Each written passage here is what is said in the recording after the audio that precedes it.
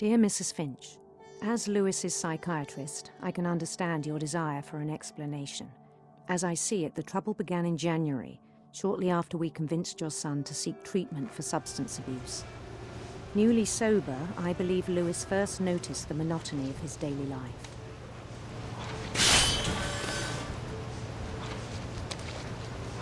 He kept working at the cannery. But he withdrew part of himself. In our sessions, I saw the same behavior. His mind began to wander. I asked him to describe it. He said he started small, imagining a labyrinth. He'd feel his way about. Then something moved. Bats and toads. And things that have not names.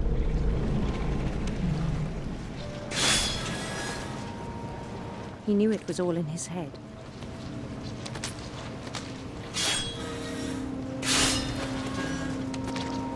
But he took it very seriously.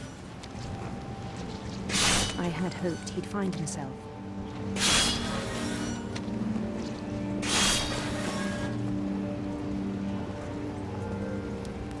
But he found something more. I worried about him then. Daydreaming at the cannery.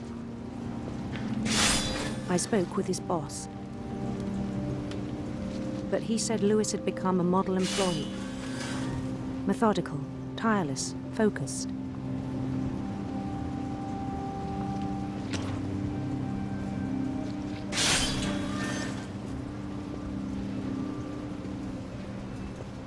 Like a whole new Lewis. So I let him go on.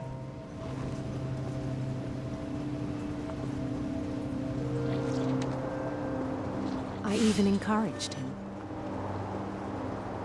It seemed very promising at first. He told me he'd made a new friend.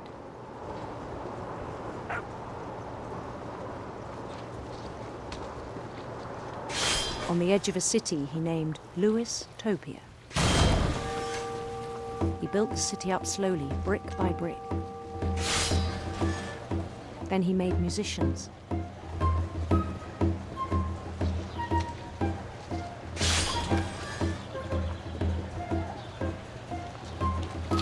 And songs for them to play. He talked about starting a band. And he was always humming something. Every day his imagination grew stronger.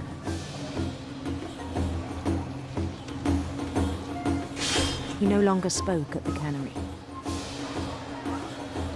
But his chopping was as reliable as ever.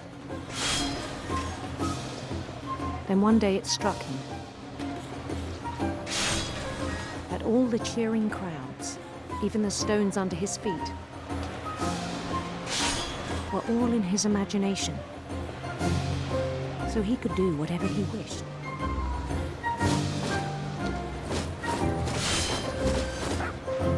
He held an election for mayor, and he won. They begged him to stay, but his mind was already wandering. It became a game for him.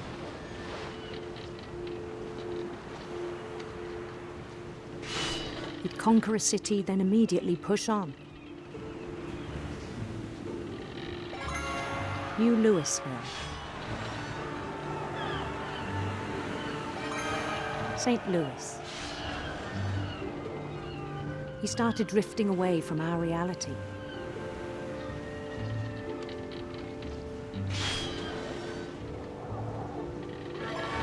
Minneapolis, until one day he forgot to go home from the cannery.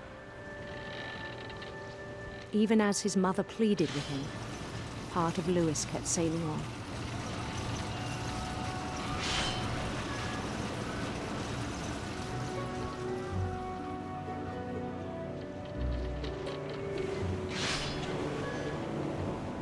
In Louisburg, he heard rumors of a beautiful prince.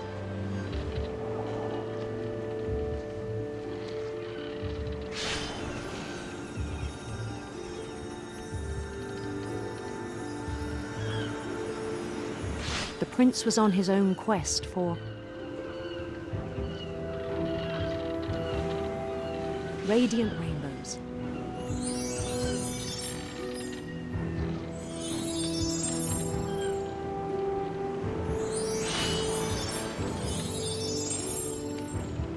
He followed the sound of his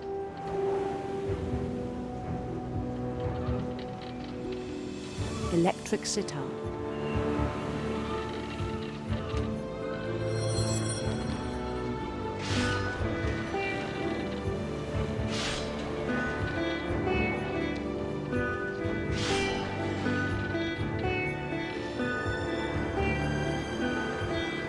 His chase led him to a golden palace east of the sun and west of the moon.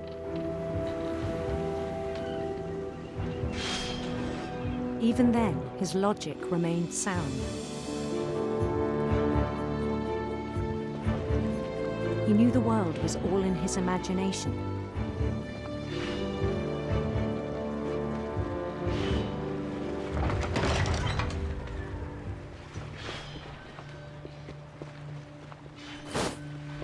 But he was so proud of having created it. In his own eyes, he'd become something greater than a king.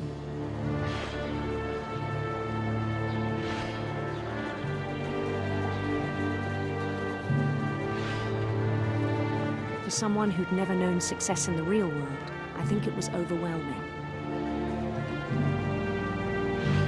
And then it struck him that the real Lewis was not the one chopping salmon, but the one climbing the steps of a golden palace.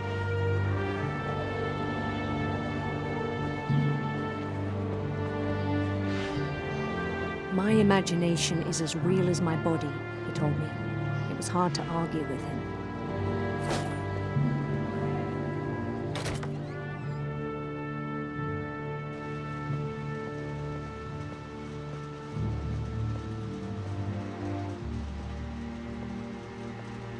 He began to forget the world we know.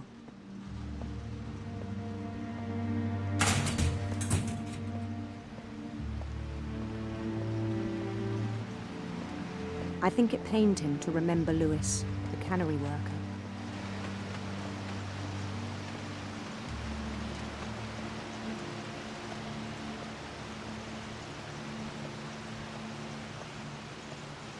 He began to despise the man with a royal contempt.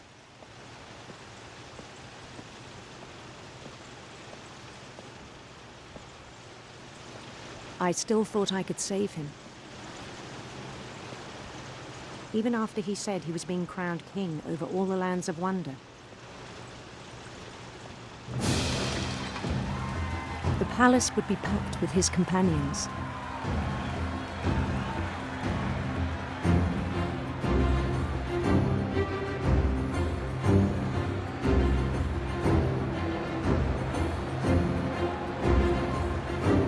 Including the wise Calico who'd insisted on advising him.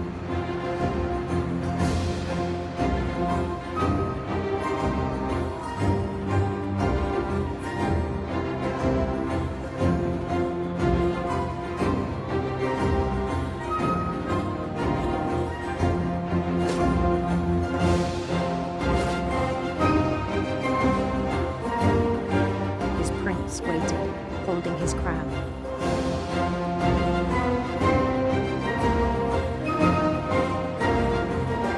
There was only one thing left to do.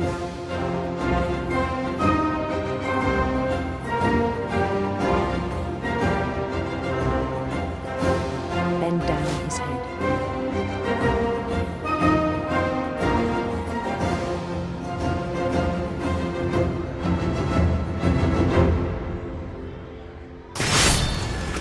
I think you know. Mrs. Finch, your son was a kind man who will be missed by all of us who knew him.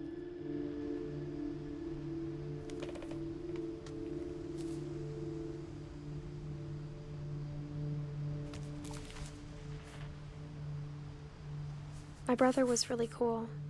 I wish you could have met him.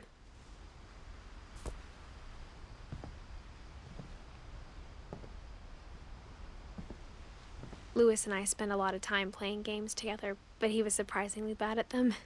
He died a lot.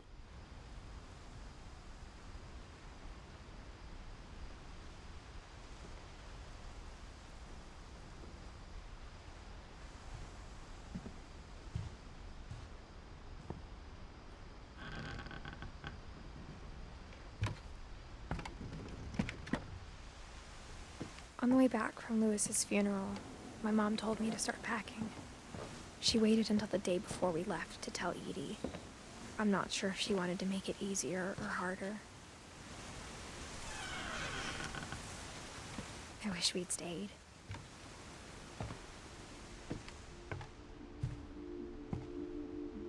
But I understand why we left.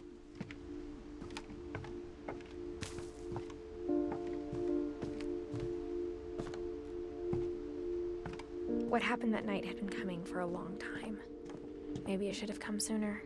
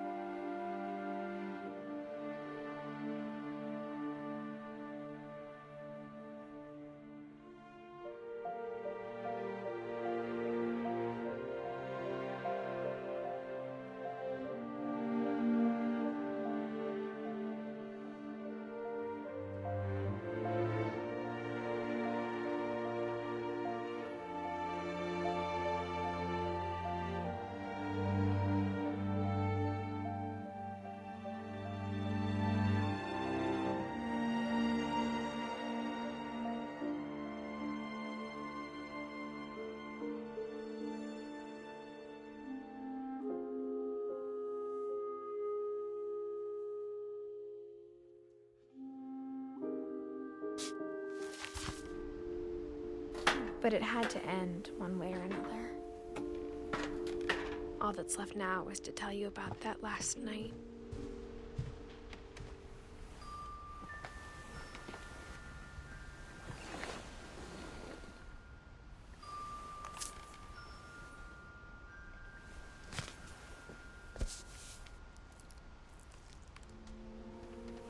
That whole last day, Edie just watched us pack and didn't say a word.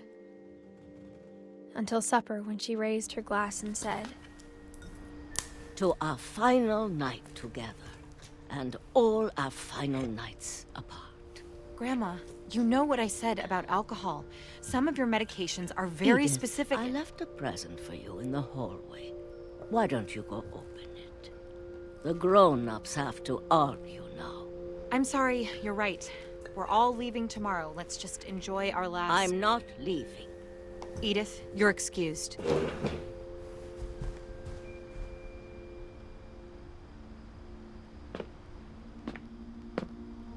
the power had been shut off that morning, but Edie always had plenty of candles. When my mom sealed the library, I don't think she knew about the other entrance. Or that Edie had a key to it.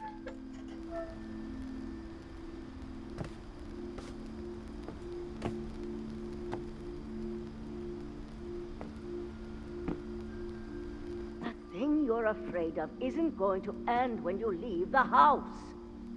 Edith has a right to know these stories. My children are dead because of your stories. I think it's best if Edith and I leave tonight. We'll have the nursing home send a van for you in the morning. Okay? Dear Edith, there's so many stories I wish I could tell you, but there's only time for one. This is about what happened on the night you were born. That night, the tide went way, way out. It was the first and last time I ever saw the old house aground. There'd been an earthquake out in the middle of the ocean. They called it the lowest tide in 1,000 years. God, it smelled awful. You know, I've seen that house every day of my life.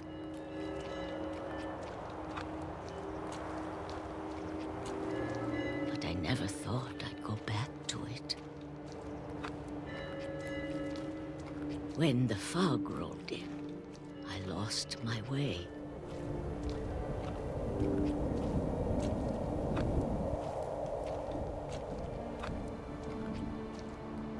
I got turned around.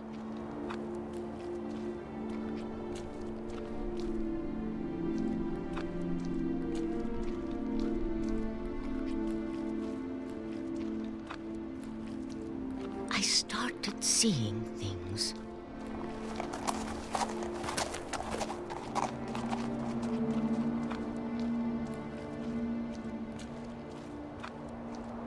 Things I'd forgotten had ever existed.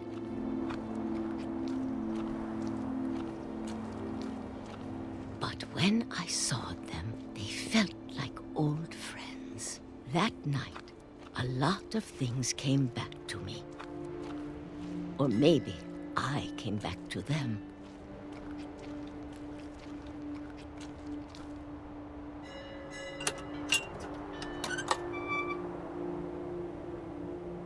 Things I can't explain, but that I need you to try and... Edith, what are you doing in here?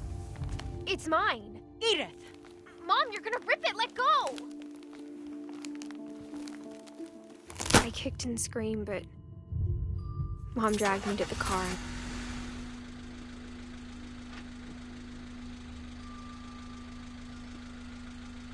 I never saw Great-Grandma Edie again.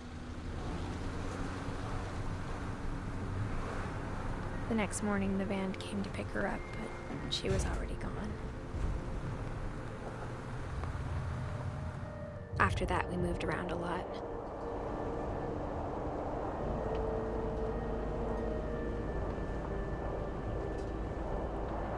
We both tried to make the best of it.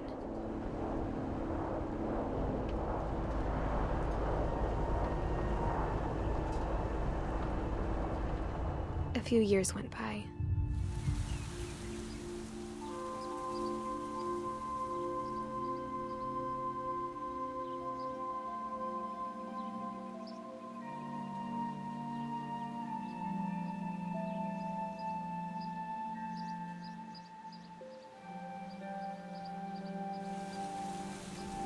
My mom didn't like to talk about it,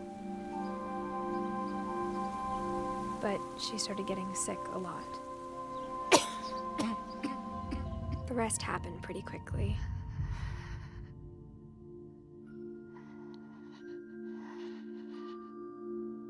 She got better for a while, and then she didn't. And then I was alone.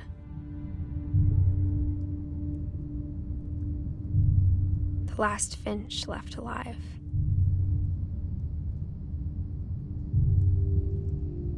Until I found out about you. I'm still not sure what to tell you about all this. If we lived forever, maybe we'd have time to understand things. But as it is, I think the best we can do is try to open our eyes. And appreciate how strange and brief all of this is. This journal was supposed to be for you. But now I hope you'll never see it. I just want to meet you and tell you all these stories myself. But I guess if you're reading this now, things didn't work out that way.